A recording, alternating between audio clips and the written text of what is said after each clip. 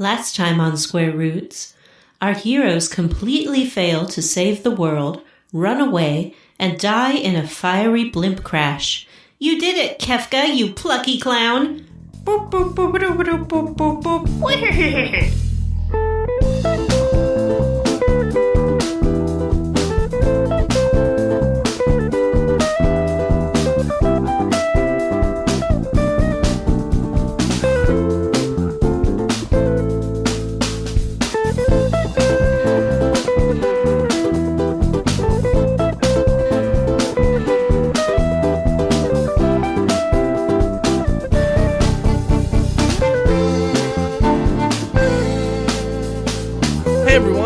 Welcome to Square Roots, the classic RPG podcast. My name is Jim Banks. I am joined by Matthew Van Zant. I'm Matthew Van Zant.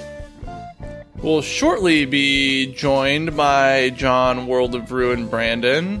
He's not here yet, but he will be shortly. John ruined the world.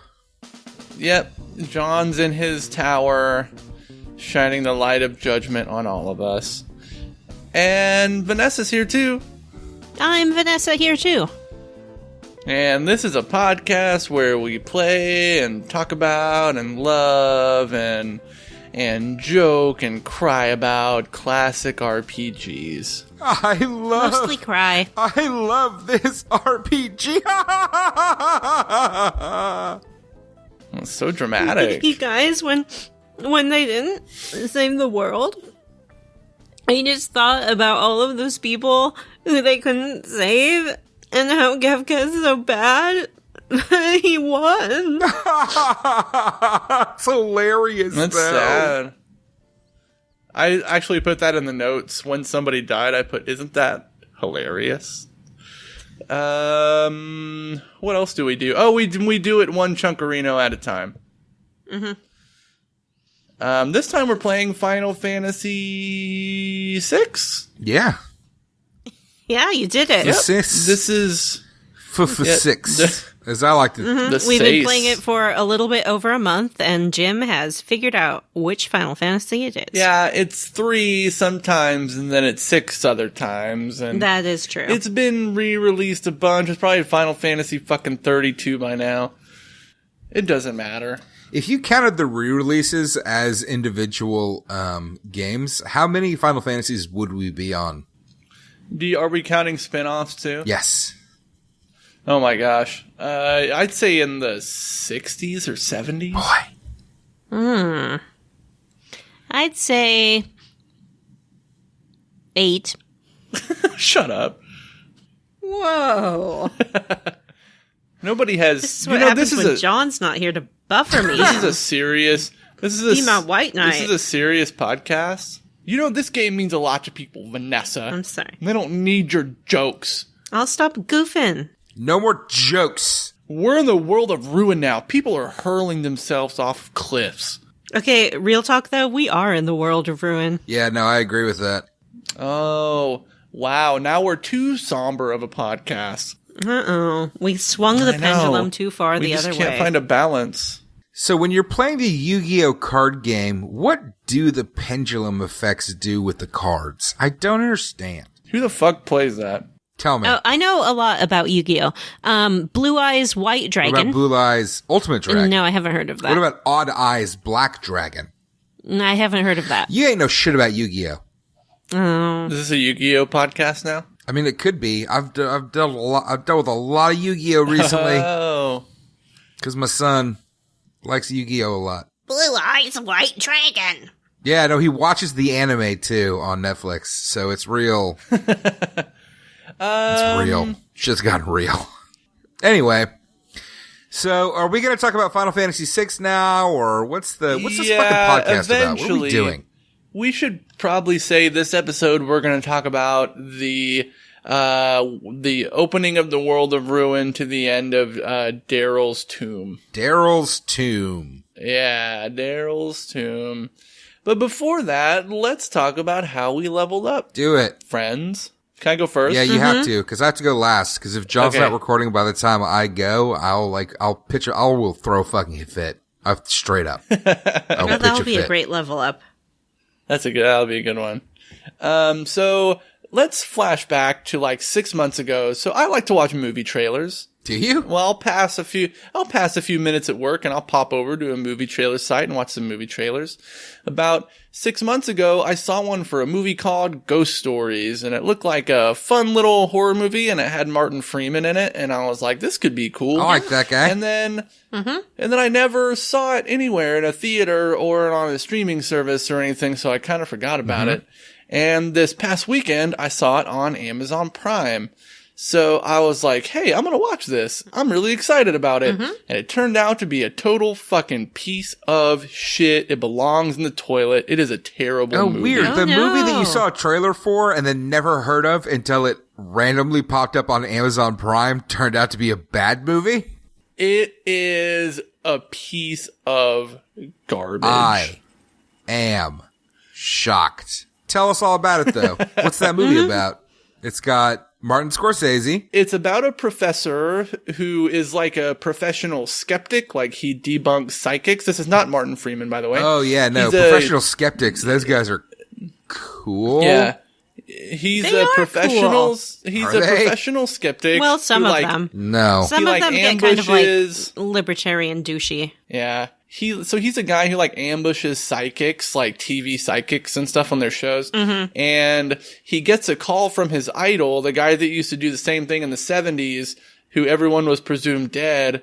And so he goes to meet this guy, and this guy's like, I found 3 cases that prove the supernatural, and I need you to debunk them. And the cases are all, like the first one, he just goes and talks to a guy who used to be a night guard who like saw a ghost one time. And like, that's easily, you don't have to debunk that. It's secondhand information. Yeah. It's nothing to debunk there. I tried to poke a hole in this guy's story, but he said he saw a ghost, and I just don't know how to explain that. And the guy, when he was investigating, didn't even go to the place where the guy said he saw the ghost. And then he just moved on to the next case. And the next case, he went and talked to like a really nervous kid at his house who... Like, so he went to interview him in his room when his parents were gone, which, by the way, that's weird. And yikes. The kid was really nervous and had a bunch of pictures up, and his story was that he was driving his parents' car through the woods one night, and he ran over a demon. Demon? And then the demon got in his car and tried to talk to him, and he ran away. And that was it. That was the end of the whole scenario. He didn't even talk to anybody else. That was it. That's where the I wish thing you stopped. could see the expression on Jim's face. He is so livid. It's stupid. And then the third, it just like jump cut to the next scenario where this guy said, this is Martin Freeman, by the way. This is where Martin Freeman comes in. Martin Freeman plays like a rich yuppie guy who finally was going to have his first kid with his wife, and his wife went to the hospital to have his kid, and he went home, and he was like putting the diapers away for the kid, and the stuff in the baby's room started moving on its own. And then, that's it.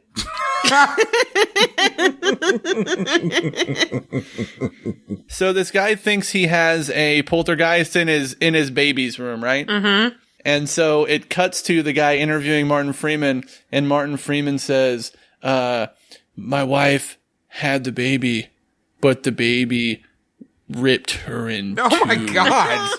And then what the fuck? And then he's like, if she only could have seen what the baby looked like, she would have been glad she died. What? And it never shows the baby, by the way. And then Martin Freeman takes the shotgun and blows his head All right, off. well, fair enough. Sounds okay. like... But then it turns out that the whole thing was actually not real, because it turns out a movie? that it all exists in the mind of the professional skeptic, because he tried to murder himself, because he was responsible for the death of a mentally challenged kid when he was a teenager. What are you talking about? The movie makes no sense. So, Martin Freeman didn't actually exist? Martin Freeman, so it turns out that Martin Freeman is like the head doctor of the doctor where this guy is now a vegetable after trying to asphyxiate himself. It's a sucker punch situation. Yeah, and the nervous kid is like the intern doctor, and the guy who saw the ghost in the first scenario is the janitor who mops the floors in his hospital room. Terrible. The movie ends with the mentally challenged kid that he let die in like this tunnel comes back as a zombie and lures him to his hospital bed, and they fall asleep with the zombie's fingers in the guy's mouth. That sounds like a terrible movie. Man, it was a real not good Does not movie. make a lot of sense. I knew it was going to be a disappointment when there's a real theme in this movie of like ghosts putting their fingers in people's mouths, like during the first ghost story, when the guy supposedly saw the ghost, he was like attacked by a little kid ghost, and the little kid just walked up to him and put her fingers in his mouth, and that was where the story ended. What? Yeah. It's really so weird. Jim saw the worst movie ever. It was really bad. Vanessa, how did you level up? Well, a while ago, I was catching up on my DVR, and I saw a movie trailer for a movie I was kind of interested in called The Bad Samaritan, and it was a horror movie starring David Tennant. So I went to look up when it came out, and turns out it had already come and gone from theaters and made like, I don't know, $400 at the box office. It had the 8th worst performance of all time. But then I saw that it was available now on Amazon and iTunes. But I didn't watch it because I don't want to watch a bad horror movie. Why not? I don't know. I'm busy. I'm not really that busy. I could have. I didn't have the motivation to do it. You have to get on Amazon. You have to be like, rent movie, pay your $4.99, watch the movie. It's just too much, Sean. So is your level up that you didn't watch a movie? My level up is that I didn't watch a movie. Wait, Wow. I think the movie probably didn't make any money because that's like the worst fucking title for a movie I've ever heard. No, see, it's a play on the Good Samaritan, which is sort of a classic Bible story. We're all aware of the classic Bible story, Vanessa. Yeah, so David and Goliath. It's based on David and Goliath. And David Tennant, of course, plays David. Of course. And Goliath is played by, it's just CGI. Aww. Yeah, it's just straight up CGI. Couldn't they have just made me really big? I know that's your dream, John. It is. But there's not enough money in Hollywood. Oh. And I also guested on a podcast called Your Stupid Minds, and that should already be out. And we talked about the movie Ghost Ship. Did you? Wow. That's one of my favorite movies. It's one of my favorite movies. I think that might be the most referenced film on this podcast. Because it's amazing. And so I went on this podcast where they talk about bad movies of all different types and genre, and we all watched a Ghost Ship, and then we talked about it. What was the name of the podcast? It's called Your Stupid Minds. Oh. Did you have a good Juliana Margolis talk? We did. We talked a lot about her. We talked a lot about the attempts to make her look unattractive. And at one point, the characters reference the fact that she doesn't wear makeup, but she's clearly wearing makeup throughout the whole film. So is every character in the movie. Yeah, every character in the movie is really nicely made up. We talked about Jack Ferryman and how he's obviously just a good guy with a name like Jack Ferryman. Yeah. Ferryman and boats. Get it? Yes, yeah. And we talked about Carl Urban and how we handsome. believe that this movie came out either just before or sort of simultaneously with The Two Towers and far before Star Trek. Was Carl And Urban in about- the Two Towers? Yeah, Yes. man, he plays the Rohan guy. Yeah, the Rohan guy. Faramir? No, Faramir's the Gondorian guy. Carl Urban? He Yeah, plays Carl Urban, yo. Aomer, right? Yes. The guy who gets okay. exiled I see it in for my head now. punching Grima Wormtongue. You know what's funny? The Fellowship of the Ring has been on Netflix for 2 months, and I've watched it several times. But the other two are not. So it really bugs me because I watched the first one, then I'm like, what's next? Oh, I don't know. Yeah, I'll just watch Fellowship of the Rings again. Is it the extended 18-hour version? No, it's not. I would watch that. That's though. too bad. Hey, remember when we watched played it. that fucking Lord of the Rings RPG and it would give you a cutscene and be like, this is where the hobbits ate breakfast when during the Fellowship of the Ring. That was Hey, dumb. if you're not a patron, you don't get that joke. So Oh, I guess yeah. maybe you should throw some money our way. That's right. Hey, Stealth Patreon plug. Patreon.com/Square Roots Podcast. And so that's how I leveled up. Watching Ghost Ship is always a good time. Oh, and Carl Urban loves beans. That's his defining character trait, and it's a glorious moment of cinema. Like in real life? No, his character. And okay. I'm sorry, I don't have his character's name in the front of my mind. Beano. But Beano, and he loves beans. His name was Carl Beans. So please look for Your Stupid Minds. The episode I was on should have already come out by the time you are listening to this, unless you are Matt, Jim, or John, in which case wait until tomorrow. A wild John Brandon appears. What? Whoa, John. Ooh, are you a Snorlax. ghost? Are you going to put your fingers in my mouth?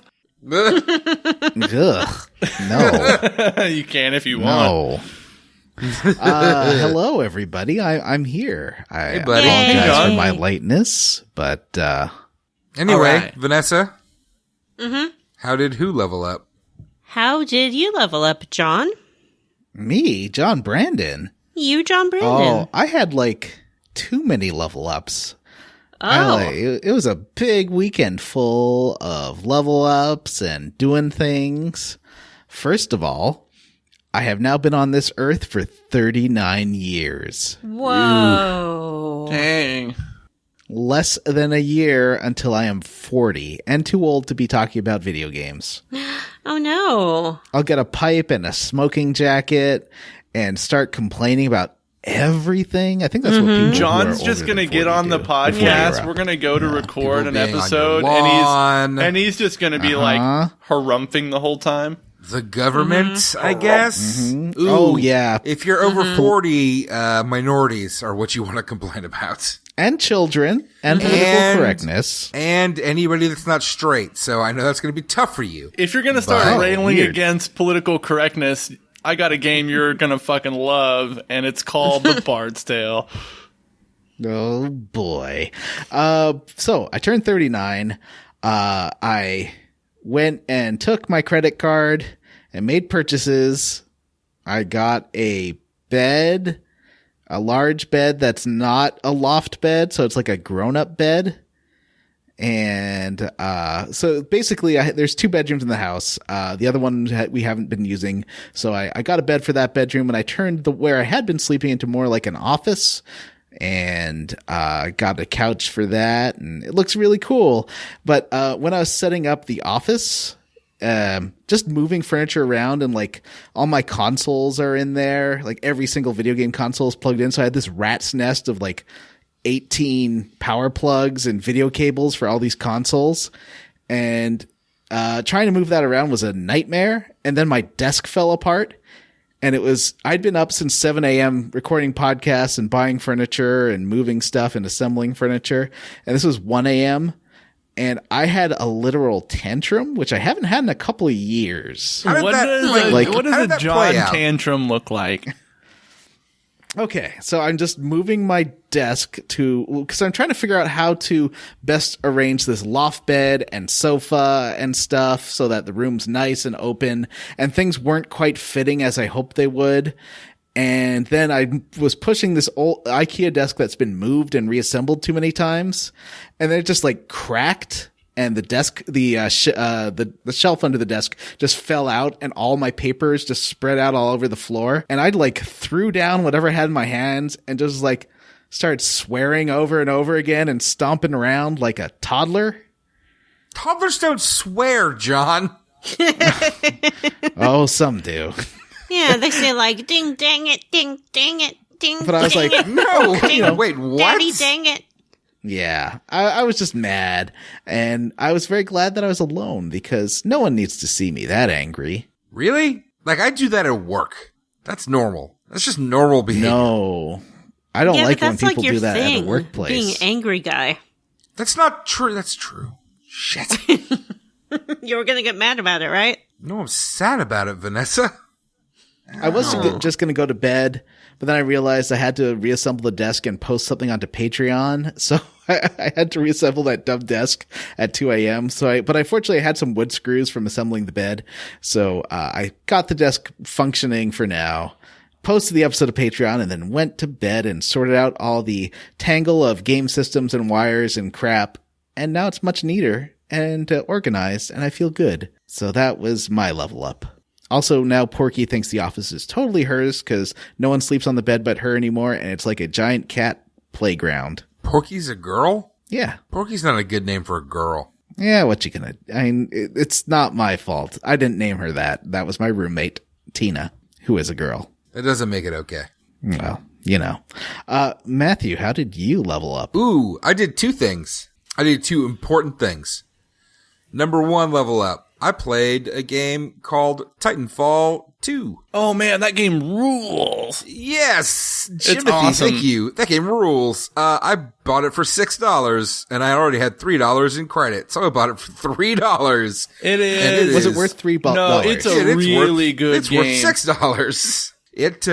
Titanfall, well, listeners, I'm sure you've heard of it. It is a first-person shooter where you switch between being a jumpy man who jumps and shoots and a big robot who runs around and shoots. And, it's fun as shit. It is. It's one of the funnest, like, first-person shooters I've played in a long time. Yeah. Because of the jumpy? Yes. Yeah. Because the jumpy is great. And the big robot mech guy has things like flamethrowers and big giant robot samurai swords and big old fat guns. And that's all great, but I think that the reason that the game is really great, and the campaign, which is all I've played, is like 6 hours, which I'm fine with. Perfect. I paid $6 for Perfect length. The game has this weird sticky mechanic where you can like wall slide first person, and it works really well. And it makes the first person combat super fun because you're just like wall sliding all the time. It's great. It is very good. And it's got like a neat little relationship between the main jumpy man and the big robot that really propels the story along, which is pretty cool. Is it a romantic relationship? Yeah. Yes. Nice. The big robot man and the jumpy man are definitely in love. They 69. It's a good game. If anybody's interested or at all curious, if you can see it, if you can get it for like, on sale, like $6 or whatever, like I did, more than worth it for like a 5-6 hour campaign. Super fun. Great way to kill an afternoon or a weekend. So that's great. And the other thing that I leveled up is that I am a Star Trek boy, and I watched all of Star Trek Discovery. And This is shocking news. And I discovered myself. Oh. You said that you thought that Beardman was very handsome. Tell us more about Beardman. I don't think I did say that. You did call him that. Yeah, you did. Fine. Maybe all it was right, Beardo. well, listen. Here's the important things that you need to know about Star Trek Discovery. It's very good. Mm-hmm. It's got an amazing main character, Michael Burnham, played by a lady whose name that I don't know off the top of my head, and she's wonderful. And it spends way too much time on its shitty Klingons. But when it's not spending time on its shitty Klingons, it's a great show. It's super fun. I like that one Klingon lady. I did not. I thought... Oh. Isn't Laurel. Toby It doesn't matter. Jones in that show? So it's way too much time on the Klingons.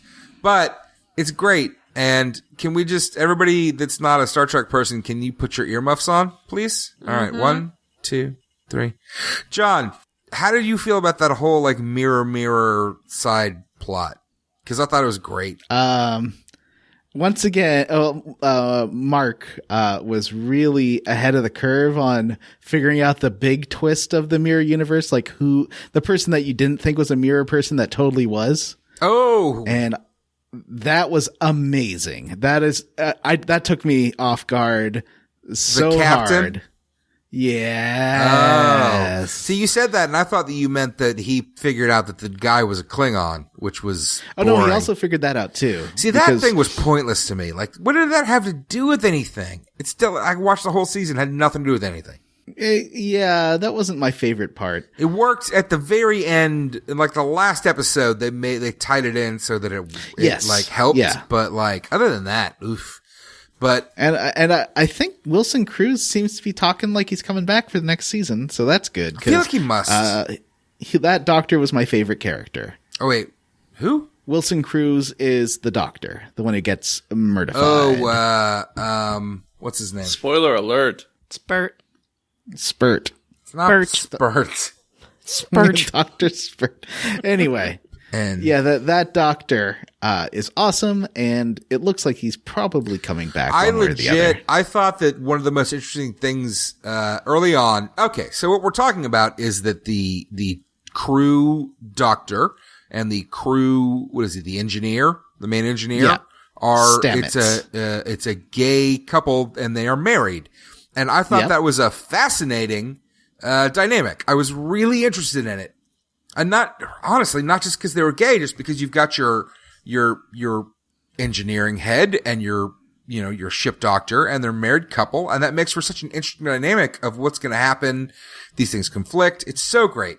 And then they killed the doctor just 'cause, I guess. It's kind of the worst thing that happened in this season.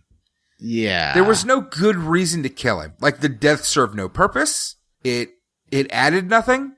It was just bullshit. I was bummed about Giorgio being killed in the first episode, but at least they made that worthwhile by what happens by the end of the series. Yes, and I agree, and also agree. Like, I agree that it sucked that she died in the second episode, because the first 2 episodes are like one. It's like a movie, basically. It's so good. Yeah.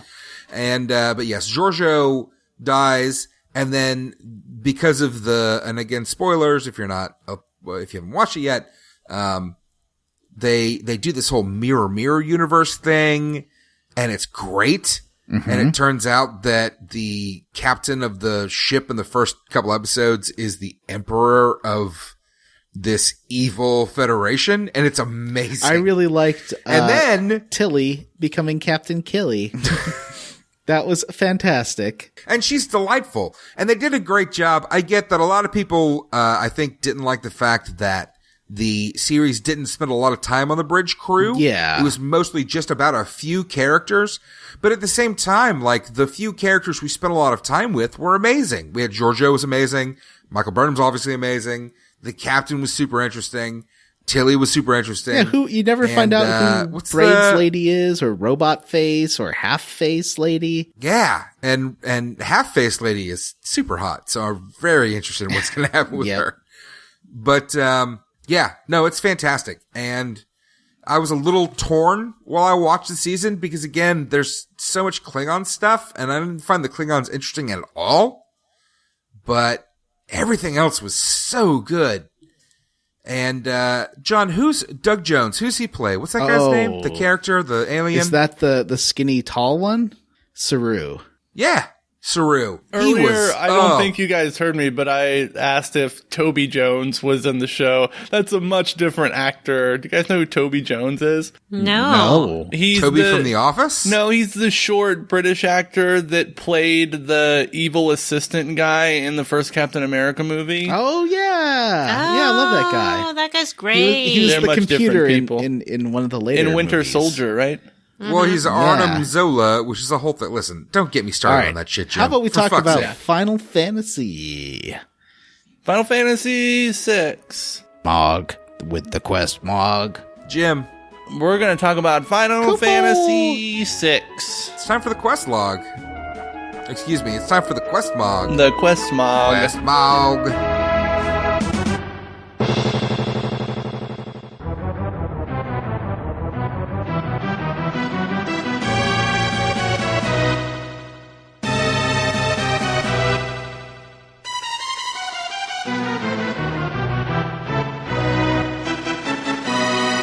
Yeah. But what's there to talk about? They're all dead. Actually, last time we ended off with jumping off the floating continent. So what happened after that? Everyone died. I mistakenly allowed Shadow to live, and I'm still pretty pissed off about it. But once you jump onto your Zeppelin, it blows up, and everyone die. Yeah. Except they don't. And you wake up as Celeste on an island with Sid the Bananaman. Is that really how it goes? Yeah. It goes from jumping off the floating continent to waking up as Celeste? Well, there's like a fade to black and scenes of the world being destroyed, and You see the Earth like popping. It's like pop, pop, pop, pop, pop, pop, pop, pop on the surface. Like popcorn. Yep. And then it says, and on that day, the world changed forever. And you wake up a year later as Celeste, and she's like living in a cave with Sid. living in a They cave. have a cabin. You It's a cabin. can't help yourself from falling. I found it really awkward how they suddenly had a father-daughter relationship. that He's I a father-granddaughter, right? Yeah. Well, yeah. Well, he referenced that they had that relationship before.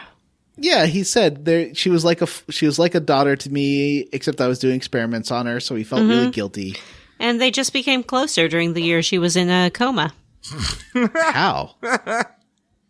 You know, he probably read to her and Bathed her. he Well, he'd have bathed to. her, Oh. he He brushed wouldn't her have to. hair. I don't I'd like rather this. He had to turn her so she doesn't get bed I'd sores. rather he bathe her and turn her than the opposite. Yeah, he worked Yeah. her muscles. And he probably gave her fish broth or something like that Diapers. somehow. Kept her He alive. probably bleached her asshole. Ugh. I like how she wakes up and he's like, all right, it's my turn. I'm sick now. Yeah. There is only one bed in this house, so I guess It's he's my just turn been to like use it. sleeping on the floor. I've been sleeping on fish skeletons. Yeah, he's like, I'm going to bed. But yeah, so he explains that they're living on this island and there used to be other people there, but they have all died or killed themselves by hurling themselves off of a cliff. You know, they went up to a good old Fair enough. suicide point. Yep. Yep. Because they don't see any reason to live. They don't have their own special coma corpse. Only Sid. And he says he doesn't feel very good, and that he's sick and he's going to die if you don't feed him live fish. Do you think he had like? Do you think he had tea parties with her unconscious body, with like, giving her tea? 100%. Do you think it was like? Do you remember the video for Last Dance with Mary Jane with what's her face, Vicky Vale from the Batman movie? Nicole Kidman? Oh, No. Oh. That's Vicky Vale from the Batman movie. Who the No, fuck Nick- else could it be? No, Nicole Yeah, she Kidman was was someone someone else. else. She was not? yeah, she was. She was. I disagree. And she wasn't in Batman. She was in It's Batman. the other forever. lady. She's really pretty, and she played Vicky. She won the Oscar for L.A. Confidential. Uma Thurman. Oh, yeah. Anyway, so Her name I just is imagine him. Kim Basinger? Kardashian. Yes, Kim Basinger. So I imagine Kardashian. him like setting her up at the table and like putting her in a pretty dress and like giving her tea and having conversations with her. I mean, it's a whole year. He must have gone bonkers. I like Especially to with think that he put on the dress and put her in his banana suit and was like, "Oh, Sid, how are you?"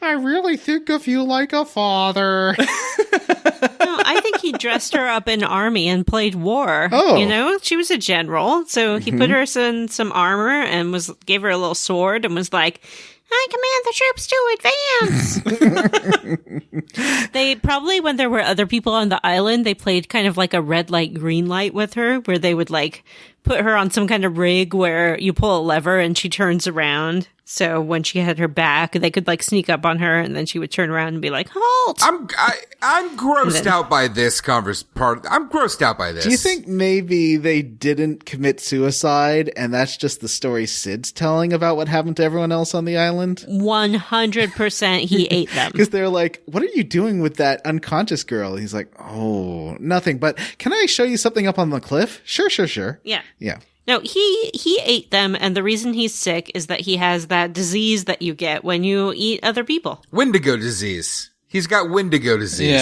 Yeah. So, next you can either save or not save Sid in a minigame we'll have to describe later, but involves catching lots of fish. I didn't realize you could save him. You can. Me neither. And I did the first time I played because I think I looked it up beforehand on how to do it. But I didn't have time and failed this time. So you keep coming back and he's like, "I'm feeling better. Actually, I'm feeling worse. I'm feeling way worse. Please go on without me. I'll be fine." And then you just get back in the house one day and he's just not answering. Mm-hmm. Yeah. Pretty sad. Yeah, because you were the only two people left on Earth, so now what's she going to do? You know, she handles it really well. I mean, she decides to take some time to process his death and, starts journaling. Just kidding. She hurls herself off of a cliff. Mm-hmm. Yeah. But she lives. And she makes friends with this little seagull that's wearing a cute little bandana. Oh. And she says, "Oh, I recognize that bandana. It belongs to a person I used to know who's probably dead now, but maybe he isn't because that's his bandana." That seems like a stretch. Well, I think she was pretty intimately familiar with that bandana. Oh, okay. How? She looked at it a lot and things. So with her new friend Birdie. Yeah, she Bird. decides to take this raft and go sailing. Well, yeah, because Sid left a note saying, "Hey, there's a raft downstairs, so why don't you go ahead and take that?" He'd been building it for the past year. Now, later on, Celeste calls that bird a pigeon, but that bird is clearly a seagull. It is clearly It a is? seagull. Does she just not know birds?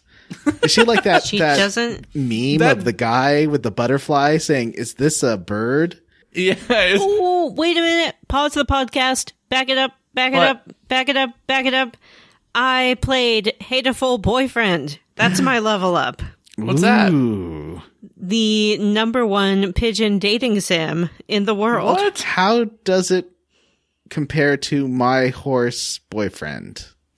Well, I haven't played My Horse Boyfriend, Prince. but I can only Sorry. imagine that it is far inferior. Really? However, it was really good.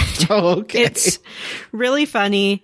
And the sort of secret ending of it, which you get after you play through a few romance options with these different pigeons, is like basically a tribute to Disc 3 Crazy and the finest Disc 3 Crazy wow. tribute I have ever seen.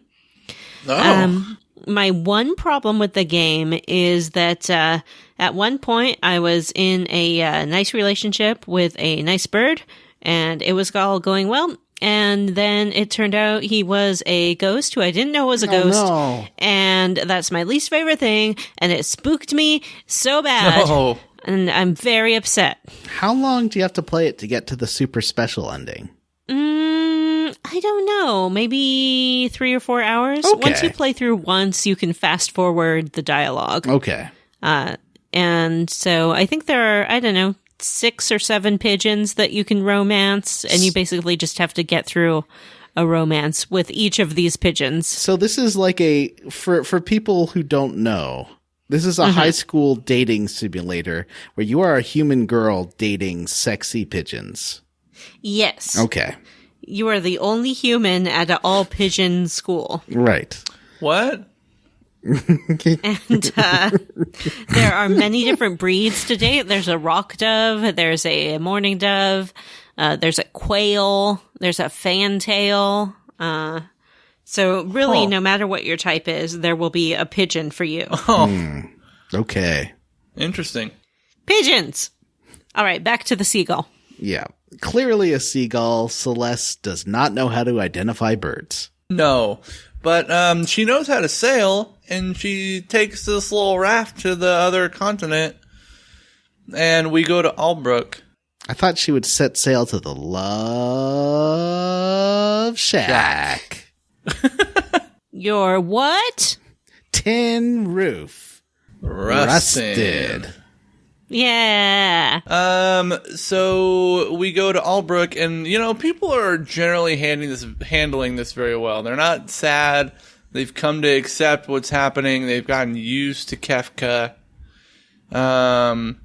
Just kidding. They're all super depressed, and they hate their lives. Yeah, that's not the case. They are super bummed out. They explain that the geography of the world has completely shifted. The tectonic plates just made off every which way. So they don't know up from down. And they live on this weird continent. And in the middle, Kefka lives in a big tower. And whenever he feels like it, he shoots people with his ray of judgment, which is basically just a big laser. I love that he somehow knows when people are talking bad about him and can just send lasers down to blow him up. I had like my own little light of judgment encounter today.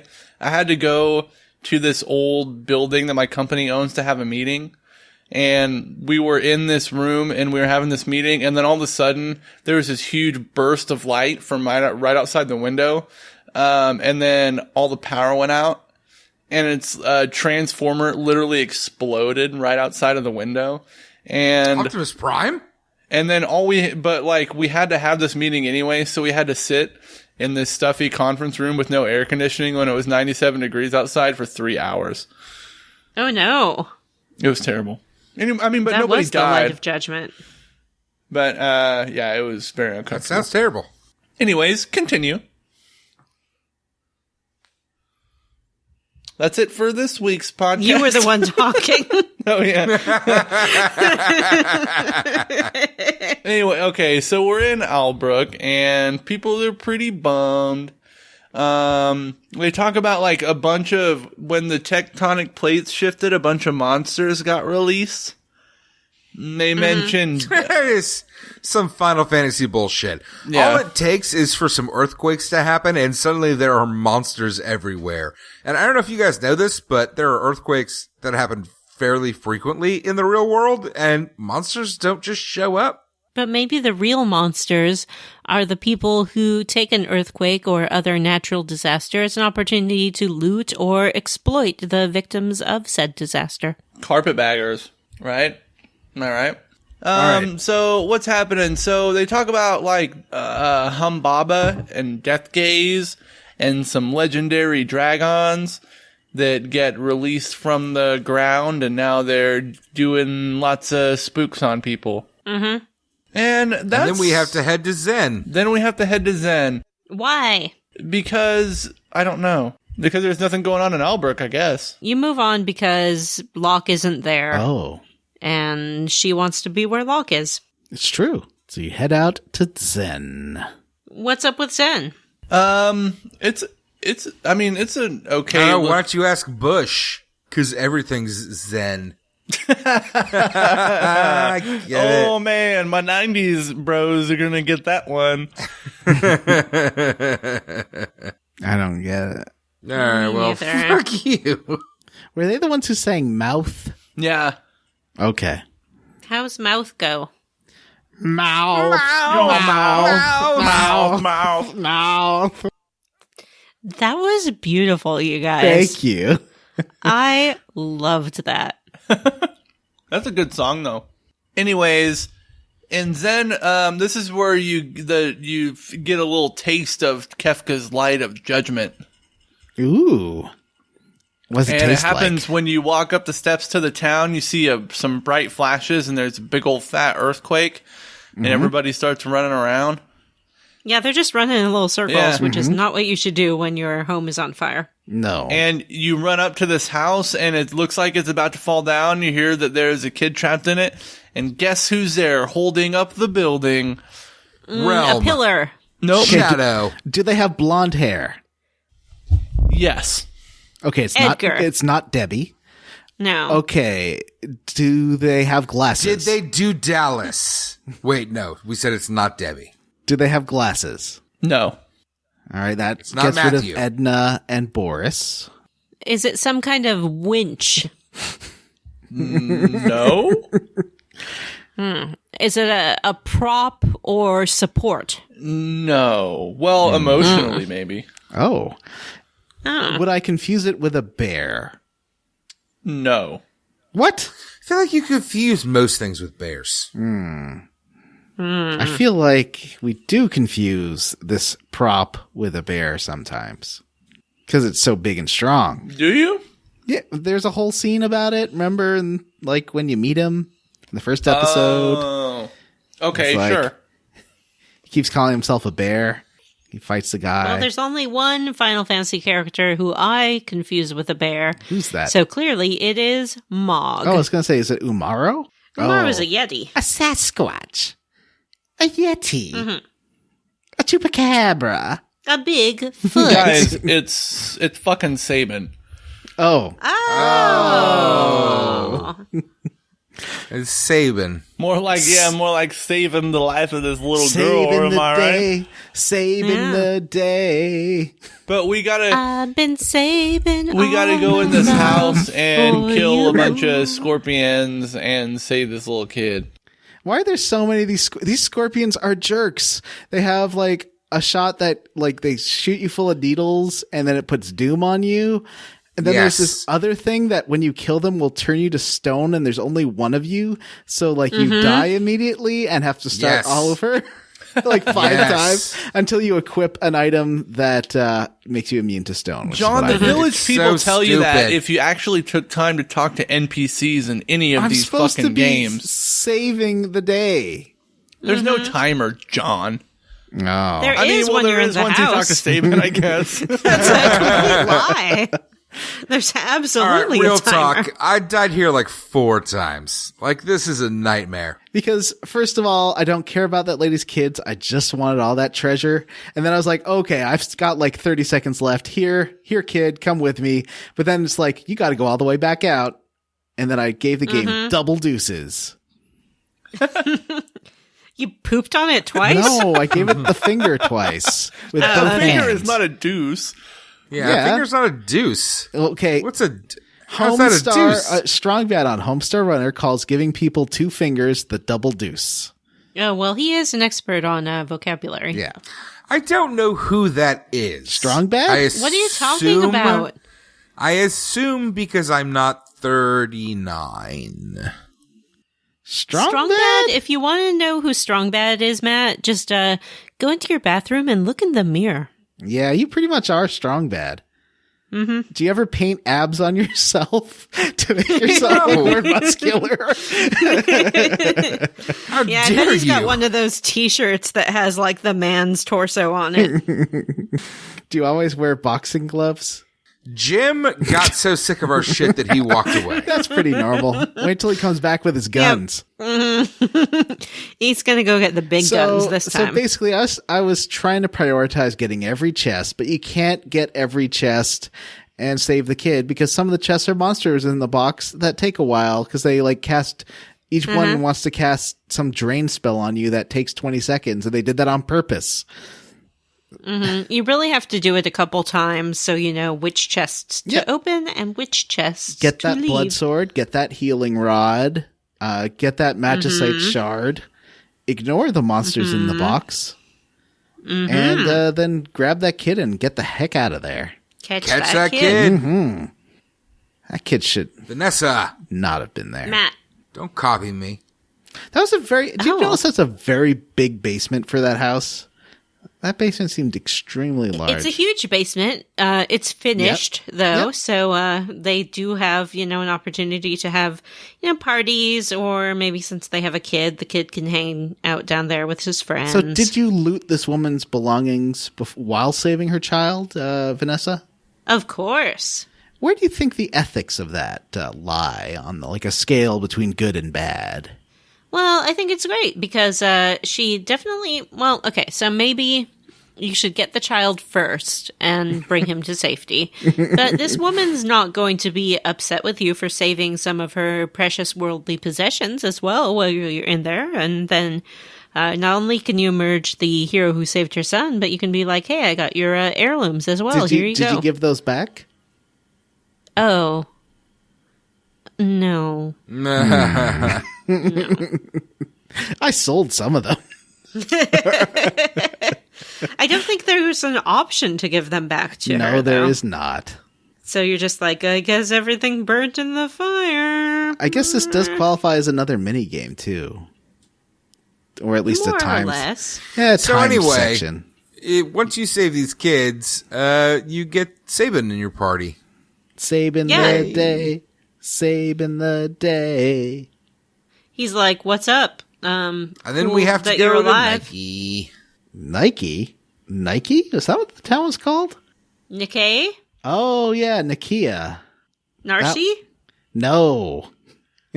So on the way to Zen, I walked past like a little tower that wasn't Kefka's tower, but I couldn't get in there. But it was like, there's definitely something on the map that I was walking over and I couldn't go inside. Do you know what that was? It's just like a big pile of crap. Oh. No, that little mini tower? Yeah, it's Yeah. a big Oh, it's like tower a pile of debris. crap. Yeah, Oh. It's a little mini tower. It's a pile of Is crap. it's not important. Is there You can anything never there? go in there, so it doesn't matter. You It's not what can we're go talking in about. there. How? You gotta get an airship, and then you fly right over the little mountains that are surrounding that little tower. No, and then that's the Kefka tower, not that one. Oh, no, there's two. Oh. But I can walk fly. over this. I don't know. I'll take a screenshot next time because I was really confused. yeah, you can't go in it. Yeah. It wasn't surrounded by mountains because I could walk all over it. Mm-hmm. Oh, then maybe it was the Kefka tower. Yeah, that's the Kefka tower surrounded by mountains. No. So the Serpent Trench, which before we swam through, because we have very good underwater breath control. Oh, no, we had those diving helmets. Never mind. We had one diving helmet. You're right. Yeah. And has now become above ground. And you see why it's called the Serpent Trench, because it looks like a cute little dragon. Or a snake. Or a snake. With Or some a Or a legs. serpent. sneaky snack. I was talking to Haley this morning. Haley is my daughter. And I don't know how it came up, but she talked about a snake and she was calling it a snack. She legit was it. like a sneaky snack. And I was like, what the fuck? You don't know what that is? Why does my 9-year-old know what that is, John? She's been seeing memes. You got to stop that before it. Yeah, it's too kids late. are all about the memes these days. Did They she then- start so Great. early. Did she then dab and throw a water bottle at you? Yeah. Yes, actually, that explains the rest of that interaction. She dabbed, and then she threw a water bottle at me, and I was Yeah, like, she stop flipped it. it. Yeah. She's like, look at my fidget spinner. Boom. And then she took a spoonful of cinnamon and like shoved it in your mouth and was like, "Cinnamon challenge, Dad." That's why she got out kid of your is car with and it. started dancing when that Drake song came on when you were taking her to school. Yes, and then she jumped out of the car. That was very dangerous. And then she's like, oh, listen to this new song I wrote and played it for you, except it turned out to be Rick Springfield. Yeah, it was. She Rick rolled Ashley. you. Rick Ashley. Yeah. Good And God. then, Rick Springfield. She No, John, She- Rick Springfield. Also, I had an onion tied on my belt at the Shut time. up. I'm going to punch you in your face. Didn't Rick then she Springfield got sing out her Summer iPhone of and started 69? watching The Descendants 2 on it and was like, Disney Channel Love for Life.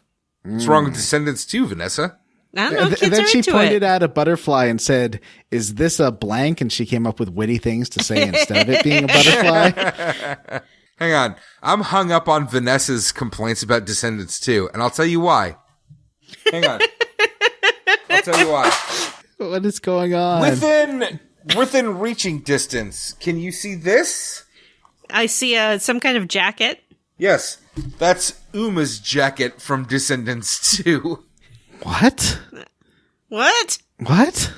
Uma. I don't understand any of this. I Okay, think I Uma. understand. Matt went to Hot Topic and he got himself a jacket. It looks like It it's looks American Girl sized. All right. First of all, Uma is the daughter of Ursula. Second of all, it is American Girl sized because it's my daughter's. She's an And third of all, American girl. yeah, that's Descendants 2 life right there. You got. Wasn't the Okay, but is it Descendants, from like, Hot Topic? Isn't that a movie with like Val Kilmer or something? No, it's the hot new craze that all the kids are into. It's the High School Musical of their generation. Oh, definitely hot and new, and by hot and new, Vanessa means 6 or 7 years old. I thought The Descendants was that Alexander Payne movie that had George Clooney in it, and he was in Hawaii. What's just the one Yeah. about the fake band that I'm thinking of? That's Spinal Tap. Oh, okay. Yeah, Thank you. Descendants was the George Clooney movie where he has to deal with land rights in Hawaii. Descendants 2 is the sequel that all the kids are super into. Well, why? I don't know if you're joking or not. I'm so confused. Now just get on IMDb and look up Descendants 2. You'll see it. John, Descendants is a Disney Channel movie about the children of all of the characters from Disney movies. Disney villains, Therefore, right? They are the descendants. All right, so we rescue this kid, we leave it, and we walk along this trench. And there's a couple of ways you can go. You can go like a right and then run into some kids. That's the way I went. I went and saw the kids as well. How about you, Matt? What? Did you go hang out with some kids? Shut up. I played this game fucking like 3 months ago. I don't know. Jim. I went and saw the kids. Hey, by the way, we should preface this that this part of the game is optional at this point. You don't have to do this right now. Yeah. But you should. Mm-hmm. Because you get to kill a boss. Yeah, you get to kill a boss. Oh, the I boss thought is you couldn't quite Humbaba. kill it at this point. Yeah, Get that's you. true. I was doing pretty well against it, but then it started sneezing everybody away or something. Yeah. So what happens is you go to this little town. It's full of kids, and they're like, "Hey, what's up? This is freaking Neverland. It's just kids Children here. of the Corn, you mean? Bye." And they run away. But you find out that that is not quite true. There are 2 teenagers, and The they ones are we saw super making in out love. in the town. Yep, the ones we before. saw making out in the world before. What was they're this town called again? Medina? No. Missoula? Tony McTownface. Yeah, that town. Anyway, Yeah. so those kids are like making out still, but they're making Yeah, out. they're super into each other. Yeah, finger stuff, the usual. Oh. And then they have one mother, who they all call Mama. And their mother appears, and it is Tara. Yay! Yay. And Celeste is like, super dope. We got the like Esper girl. She's way strong. She's gonna come with us. And she's like, I can't fight anymore because I have the feels. Mm-hmm. And then this monster comes to eat them all. And she's like, I can't fight it. I have the feels. It's just So- terrible though, right? Like this is the worst part of the game. It's pretty bad. Well, yeah, because she decides not to go on the epic quest anymore because she's learned what motherhood feels like. Yeah. She's Yeah. retired because that's what happens when a kid has a kid. Mm-hmm. No more fun. I mean, if you're a man, you can go, but not a mother. Gotta stay home. So this is terrible. Well, you do. It's terrible. You do fight. What's it called? The Humborb. Yeah, it's no, called the John, Humborb. I'm not gonna let you sideswipe. I'm not gonna let you distract from this. Okay. Like the sexist that you are, Oh. that can't stand to talk about women's issues. Uh-huh. This is terrible. We have this strong female protagonist, and she just, at the end of the game, is like, I don't know that I can play anymore because I got babies. Well, Also, and it she's comes not out of even kind nowhere. of clear what's going on. She's just like, I don't know what these feelings are, but I can't fight anymore. Do you have any sympathy for her, Vanessa? Not really. I mean, if you have kids, then that's all the more reason to double down your fighting and fight much harder. But should But- she leave them alone for months on end while No, she shouldn't do that. So that's kind of an issue. Yeah. It's not a great idea. I mean, they could have maybe taken them to that other town or found someone else to watch over them while she was gone.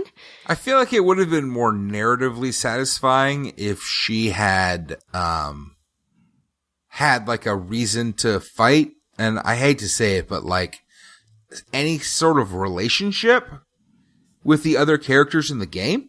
And instead, and listen, I'd take anything, but all we get is, well, I guess I'm a mother now, so I can't participate. I'm a stay-at-home mom, so... Yeah, she's like, yeah, I am the most powerful magic user and person in the world, and we are all under constant threat from Kefka, who could zap this town at any time, but I think I'll just stay here. And Celeste is like, hey, lady, you lady, cursing at your life. You're a discontented mother and a regimented wife. I've no doubt you dream All about. right, I don't know what he's doing, and I don't care. world you I never know any of the wish fucking someone songs that come out of had John's talked to face. you Gerald, like and I he's Edgar. wanna talk to you. Remember that? Yeah. So they leave Terra. Well, you get killed by that boss, except then Terra rescues you, and the boss drops a thing, and it's like Fenrir, so you get another Jolly Rancher. Esper. Yeah, and Terra kind of like passes out or whatever. Yeah, she's like, I'm staying in bed. So Fair then you enough. leave, and you do meet this fine fellow. What's his name again? Garad. Garrett. I called him Garrett. Garrett is definitely not Edgar, and I don't know why you would say that. Because they do mistake him for Edgar for a moment, and they're like, Yes. "Hey, Edgar." He has slightly darker hair, so I understand how you would be confused. Yeah, and no, but he's like, if you "Hey." had a friend that was blonde and then you met him like a year later and they were kind of dirty blonde, you'd be like, are you the same person? Especially if you have that friend's twin with them for like comparison. So he's a real prince of thieves, this guy. All the thieves in town are like calling him their boss, and they really like him, and they're like, we were locked in the Figaro castle, and he got us out because like it crashed or got stuck underground, and he helped us escape. I thought they escaped through like sandworm tunnels. Yeah, they did. Oh, okay. And so now they want to go back in the castle and get all their treasure that Edgar had taken. So this can't be Garad. Why, Edgar? Why would Garad want to steal his own treasure? Yeah, that's ridiculous. Yeah, that's stupid. Yeah, It's definitely Garad. yeah, Garad. But we decided to follow him anyway because the ferry there is owned by his little robber band. And the only way we can get on the ferry is to wait for them to leave and then sneak on it. Yep. They're not very good at sneaking on that ship. Like all the hands on the ship see them there, for sure. And then the captain was just like, okay, you can come. Yeah. Yeah, you're like, whatever. And so we go to Nikea. Did you like that flashback in that town of like the dancing girl who remembers better times? And she was like, It was very poignant. it keeps happening. Like, I think it happens in the next town too, where the South Figaro merchant remembers, or the pub master remembers like the bar being full. You get these sepia toned flashbacks. So you go to South Figaro, and it doesn't look like it blew up too bad. No, there hasn't been it's any in pretty good shape. bolts of lightning exploding the town. Isn't this the place where people are rebuilding? Yeah, people are working on rebuilding it. Cider Man is still there. I couldn't find him. I found his son. I thought he was still there, like in probably- his little cider house. Maybe he is. Maybe he is. Did you say Fighter Man? Are we talking about Duncan? No, Duncan's dead. Is he? Duncan's dead? Yeah. Oh, no. Yeah, he got killed by his own son Oh, I in remember. the Oh, first yeah. episode. Yeah, we were like there. And we go back to that castle, that giant house with the rich person. He's like trying out new schemes, I guess, or his wife is still complaining about the draft, which seems like a minor complaint in this day and age. Well, you know, people will always complain regardless of what their overall situation is. It's true. And sometimes if you're under a lot of stress, that like one last thing can really push you over the edge. And the kid that used to tell you to wind the clock, like their children's song, has a new children's song that goes like this. Jump on the turtle, jump on the turtle, jump on the turtle. It's a song. That was a great song. Thank you. Did you make up your own tune? I saw a video today did.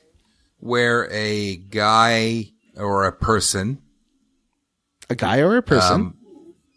where a person was in a parking lot and then watched an endangered species turtle crawl across the road and waited until it was in the road so that he or she could run over it and kill it. Take that, turtle. Jump on the turtle, oh, jump on the turtle. And that is Oh, what jump Vanessa's on the song made me think of. turtle. Oh, jump on the turtle. Why does Vanessa want to kill turtles? Did they catch him? Look at fucking Jim. Look at Jim. Jim wants to die. Jim is clutching his two hands over his face. He's Yep. leaned all the way back. Yep. He is, It is like struggling to stay awake 10 through the a.m. end of or this 10 p.m. podcast. Texas time. So Jim is officially going to bed at dad times now. 10 p.m. Wow. I feel like really groggy, like my head's groggy. All All right. right, Jim, walk us through the end of this fucking show so that we can go to bed. We go to the Let me cave. double check my time. We've been recording for an hour and 20 minutes. We can be done. Yep. Let's Okay, just do this. Yeah, let's do we go into the cave, the South Figaro cave, and we find the castle, right? Yep. Well, you have to jump on a turtle to get across. You do have to jump on the turtle. And then you take a back way into the Figaro Castle, which is buried underground, and everyone inside is passed out because of the lack of oxygen. Yep, they are suffocating to death because the castle is stuck. And then Garad lets everyone start stealing stuff. Yeah. He's like, loot away. We did And it. then he then finally admits that he's actually Edgar. Wow. King Edgar. That What a twist. Twist! I like that even everyone in the game knew this wasn't a twist. I feel like Yeah. basically, like, you look at him and you're like, you're Edgar, and his hair turns blonder. Yep. Yeah.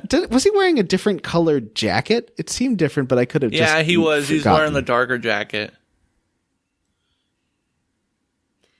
So it was a really good disguise. Everyone is really surprised and shocked. Uh-huh. And then we unstick the castle. Yeah. By Well, you have to fight some tentacles first. yeah. Oh yeah, those tentacles. You are sitting Yeah, in just you a do. big old vat of tentacles at this point. Yeah, there's like The castle a big... is a stuck on tentacles. There's like a big... It reminded me of like a Lovecraftian monster. Because it's just a big mass of tentacles. And they're... I know there's like a trick to writhing. this, but There are some one-hit kills you can do on the tentacles. oh wow, I don't remember what they are. one but of them's each- strong against fire. One of them is like weak against bio that'll kill it quickly. One of them, if you use break on it, it'll die instantly. Oh wow, And then there's another one that has just like a one-hit kill, like cheat code. huh? Yeah. So you beat these things, and then Edgar's like, "Oh, So the thieves come out after you beat the tentacles, and you hide from them, and they just assume that Garrett is dead, and they just leave." Yeah, that's right. He lasted less time than the last boss. Yeah. And so they think he's dead, and they leave, and then you're like, "Hey, I'm Edgar, and let's get this castle moving." And they're like, "Why'd you let those guys steal your treasure?" And he's like, "Oh, they just stole a bunch of worthless crap." And then you can go.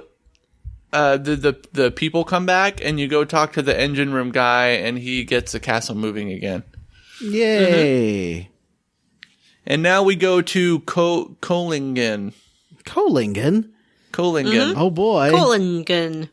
There's not a lot And we going run into on. our best friend. Our best friend who's drinking himself to death in a bar. Like most of my best friends. Oh, His name is Including Brian myself. Setzer of the Brian Setzer Orchestra. oh yeah. It's Seltzer. How is Mr. Our- Setzer? Sir. Our He slot does. machine buddy. He does the with Zoot airship. Suit Riot. Or is that the Cherry Poppin' Daddies? That is Cherry the Cherry Poppin' Daddies did Poppin' Daddies. Zoot Suit Riot. No. Did you guys go to the Coliseum? No. No. That's a lot of work. I did, but I was like, oh yeah, I'm not ready for this. So I left. You can do, I read in a fact Sounds that like you can, every relationship I've ever been in. Oh. Oh, man. Married for like 5 years. What are you talking about? Shut up. Stick to the bit. Oh, sorry. Commit to the bit, Vanessa, for fuck's sake. Matt is a virgin.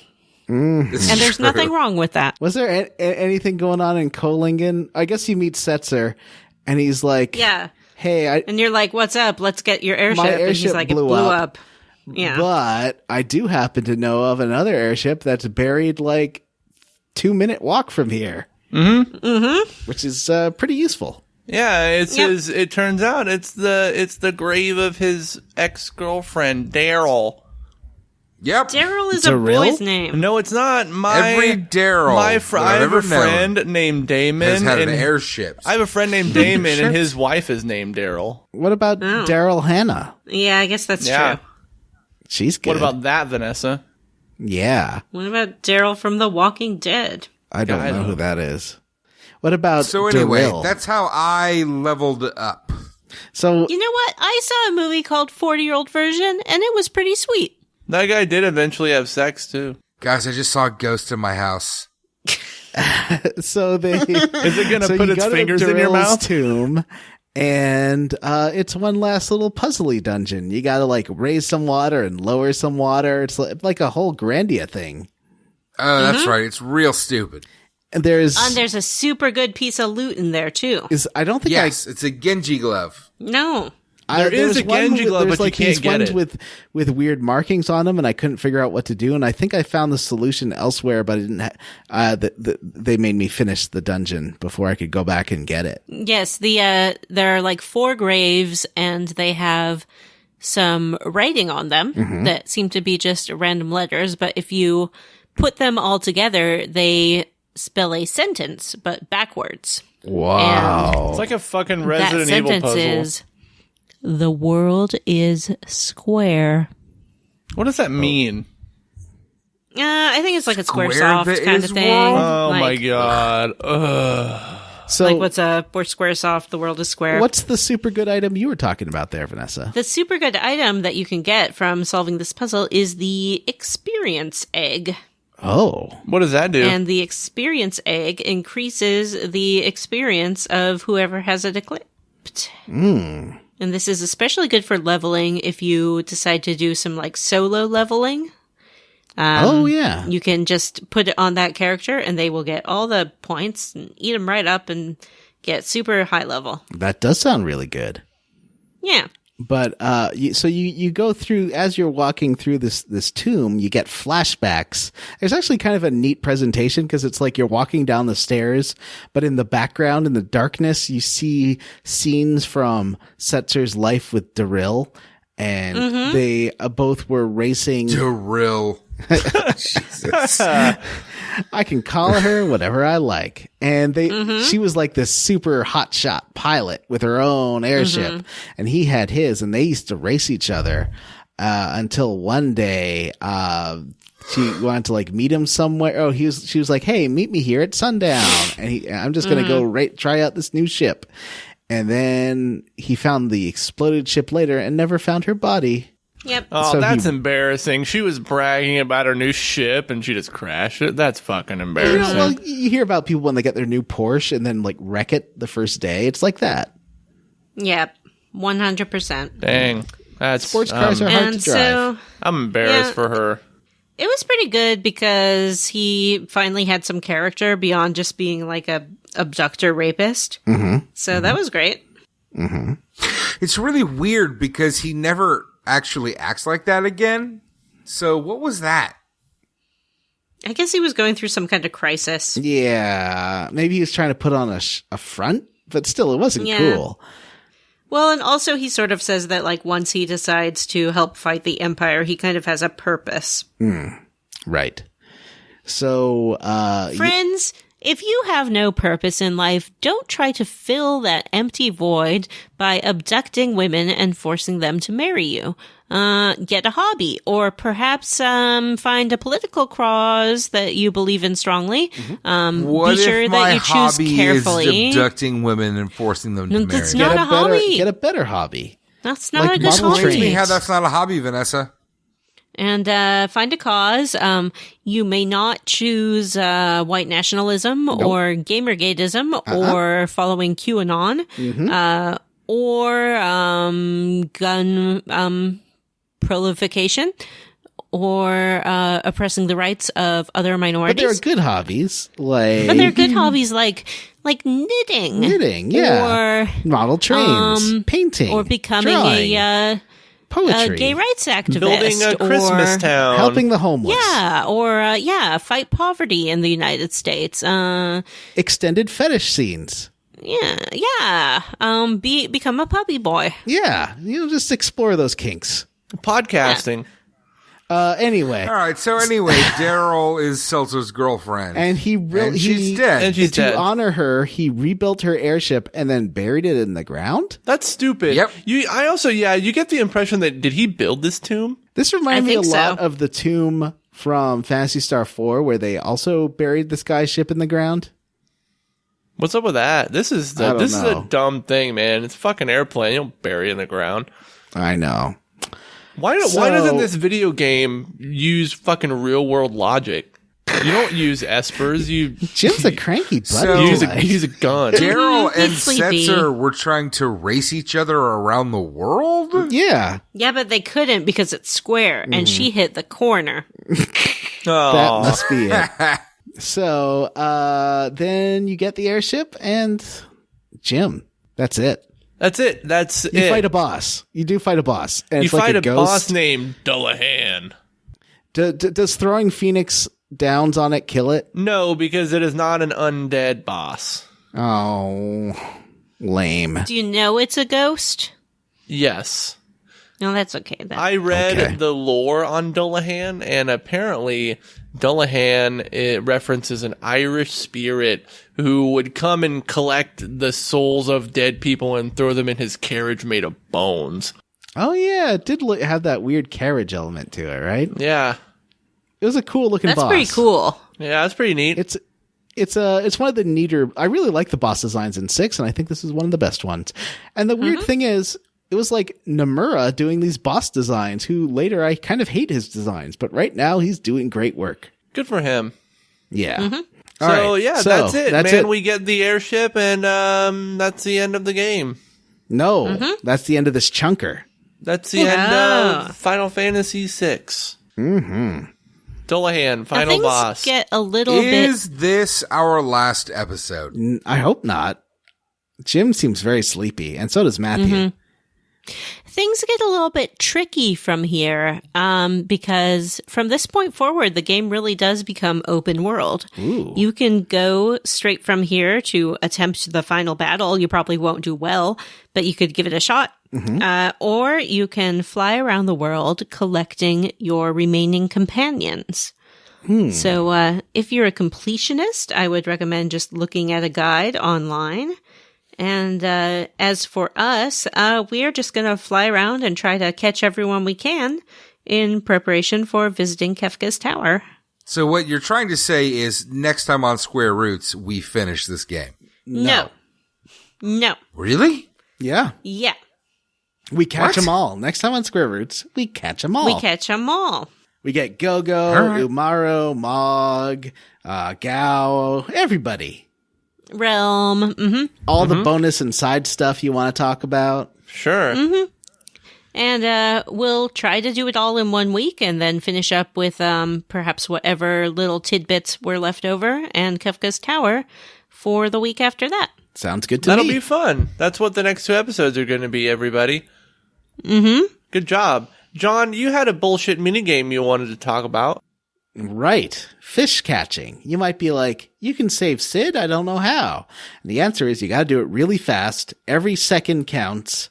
You just gotta only catch the fast fish. Go out, grab a fast fish, the fastest fish in the screen, feed it to Sid, go back, catch the next fast fish, feed it to Sid. And if you do it fast enough, and he basically every second that passes is a hit point down for him, and every fast fish is like 5 hit points up, and so you have to like build it up to 256 hit points, or he dies if it reaches 0. He starts at like 128 or something. And that's how that particular minigame works. It's not explained to you. You can't save between the last 2 bosses in this. So it's kind of annoying. You have to go through like 30 minutes of gameplay if you want to try this again. But there is no reward other than not killing yourself. Which you don't kill yourself anyway. Kill yourself anyway, but you try. I think the scene with Celeste throwing herself off the cliff is really interesting and has music callback to the opera, and it's very poignant and sad, and it's a very good emotional peak for the game. So really, you're kind of doing yourself a disservice rescuing Sid, but if you want to see Bananaman alive for the end of the game, that's how you do it. Yeah. Celeste is interesting. She's kind of dealt with this fatalistic attitude towards herself since we first met her, when she was like, just leave me chained up and they'll execute me and it will be fine. The other mini game is just racing through that house, and the only hints I can give you are to you can either put on like the Hermes gloves and go faster, which I would recommend, and then also equip the stuff that stops you from being petrified. Like if you have a ribbon, put that ribbon on, because you don't want to get petrified, because that kills you immediately. And that's it for John's bullshit minigame corner.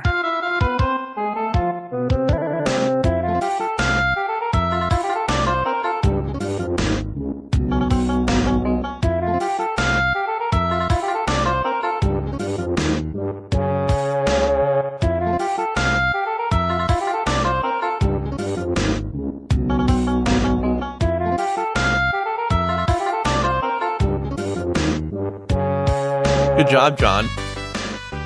Squarely against. Vanessa, what are you squarely against?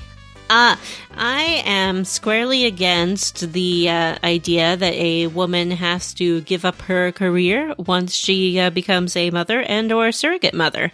I've been especially prickly about this lately because I read about a medical school in Japan that had an entrance exam. And once everyone had taken the entrance exam, they would take away 20 points from everyone's test. No, 20%. Like, so they'd grade it to like 100%, whatever. Take away 20% for everyone. And then every man got 20 extra points for being a man. And that's how they made sure that almost no women got into their medical school. Oh, geez. This is a bad This plan. makes sense to me. Because, maybe if you are sick, you want to see the best doctor, and not just the guy who was given an extra boost on his test because he has a penis. Anyway, they're super sorry I don't they understand did the it. difference. The penis is where the body stores its medical knowledge. Exactly. Yep, and the idea was that women just wouldn't be as good doctors because they're women, despite the fact that they scored higher on the tests. So This makes sense to me. Fuck Japan and fuck sexism. And Tara, get back in the fight. Come on, Tara. We need your crazy powers. Jim, what are you squarely against? I am roundly for Sid's almost nearly immediate death in the game. I love that as soon as Celeste wakes up, he's like, you know what? I'm not feeling very good. I'm probably going to die soon. I know you've been asleep for a year, but it's your responsibility to heal me. And even before that, he guilts her by saying that, like, oh, I'm your grandfather, so you're obligated to try to save me now. It's fucked up. John, what are you squarely against? I'm roundly for the jumping off the cliff scene. I thought it was poignant and sweet. The music was great. It was very sad. I think it is a more interesting and emotional moment than some of the other parts in the game, but also the callback to the opera makes the opera better and the scene better because it is somewhat similar. That's some good game directing. Yeah. What about Matthew? Matthew, what are you squarely against? I'm squarely against saving those kids in that burning building. There's just one dude. One kid. That makes it even less worth it. It's true. Exactly. It's a bullshit part of the game, and I had to do it several times because there's bullshit status effects in there, and that's bullshit. Like, don't cheat me, game. Like, that's bullshit. Mm-hmm. It's you know what I'm talking about, right? Yeah, it's like you can't like Megadome throw me into some Persona. shit. Whatever, yeah, exactly. Whatever that one's called. Hammer. Like he said, Hammer beans. Don't throw me into a situation where I need to have special items that I don't know that I need to have, or otherwise I'll get total party wiped over and over again, because that's fucking nonsense. Mm-hmm. So, again, squarely against saving children in a burning building. Why don't you guys talk to a fucking villager, man? They tell you that those enemies will petrify you. Also squarely against having to talk to villagers. Is this fucking 1992? Fuck you. You think you're fucking George R.R. Martin? You're gonna make me read your shit? Shut the fuck up. Wow. All right, let's end this episode before it goes horribly wrong. Are we reading the names of our patrons? Yes. Mm-hmm. I volunteer Vanessa. Oh, I geez. agree. Okay, but wait. I don't We have What? to plug the Patreon Hey, everyone. first. This is the okay. part of the podcast where we tell you about our Patreon. Our Patreon Give us is money. a thing that we have established in order to receive money from people who like the Give us show. money. And in return, we give them glorious money. bonus content in the form of a level up podcast Money, that we do every please. couple of weeks. We also have monthly features like Square Roots Versus and our revival of Instant Classic. If you're interested in that, along with other perks like getting your name mentioned on an episode, which we're about to do, you should check out our Patreon at patreon.com/Square Roots Podcast. And the people who are going to enjoy the perk of having their name mentioned today are Julian Titus, David Pascal, Nathan Poirot, Randy Pierce, Benzina Banzoni, Megan Sullivan, Jonathan Ellsworth, Dylan Rice, Sam Harrison, Devin Sloan, Danny Lucas, Cody Schwerin, James Plett, Greg Bailey, Race Jenkins, Joseph A. Rogers, Rob Schubert, Stu Skeel, Xavier Krieger, David Shook, Matthew Jorgensen, Kiva Mooser, Samu Mitchell, Andrew Want, Brian Stone, Aaron Bachman, Robert M. Pullum, Stan, Tracy Tanoff, Josh Anderson, Robert T., Ross Hartley, Tyler Petty, Brody Toy, Justin Ham, Bree Girth, Meredith Anderson, Brian Pitt, Ward Childress, Patrick Coover, Patrick W. Bears, Wonder Swan, Miguel Torres, Resty Kamada, Tom, Lynn Setchell, Justin Benoit, my mom, Cameron Show, Jonathan Ellsworth, Ashley W., and Cyril the Wolf. And if you would like your name added to that list, become a patron and get all the cool stuff and have your name read out. Again, you can do that at patreon.com/Square Roots Podcasts. We'll also... Good job, Jim. Yep. We'll also remind everybody that they can reach us by email. We are squarerootspodcast@gmail.com. You can come see us at our Facebook group, the Square Roots Podcast Group for smart, cool, very attractive people, or you can tweet at us. We are at Square Roots Pod.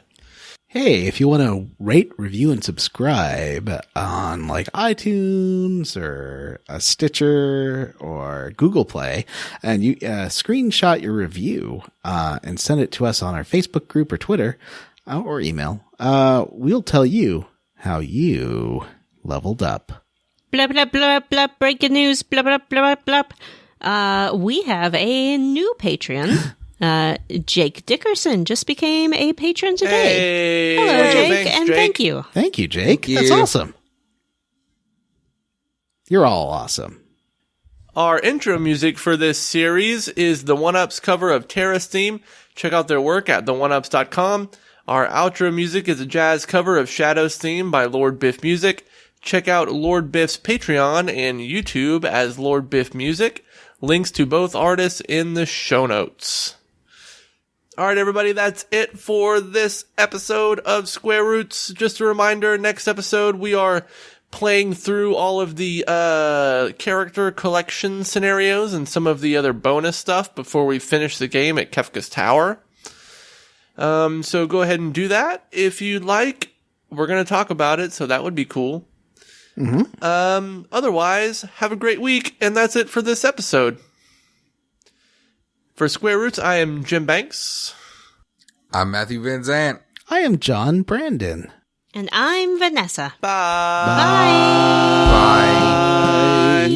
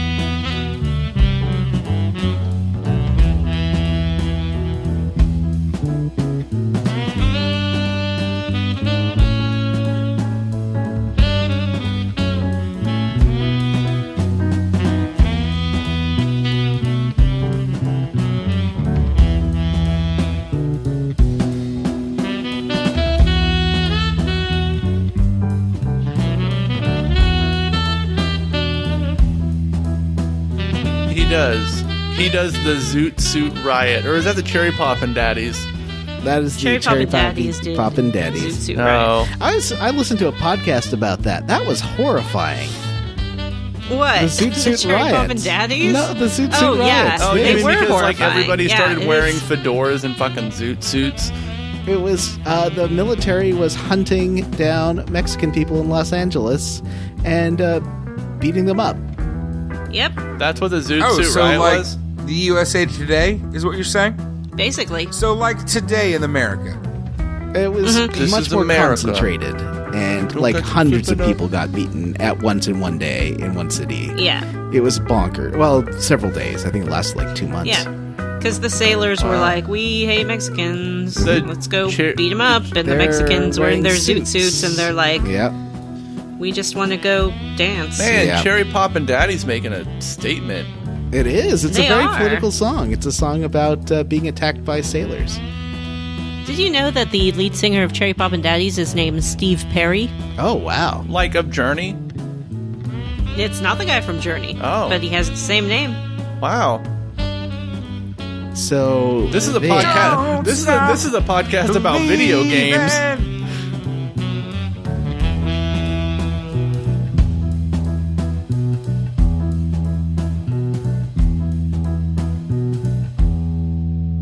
That's not true, actually.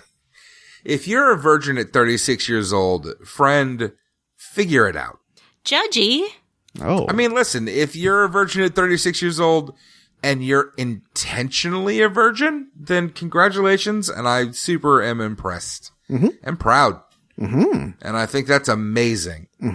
Okay. If you're unintentionally a virgin at 36 years old, Jim, What? fucking figure it out. bring out your guns. You mean my dicks?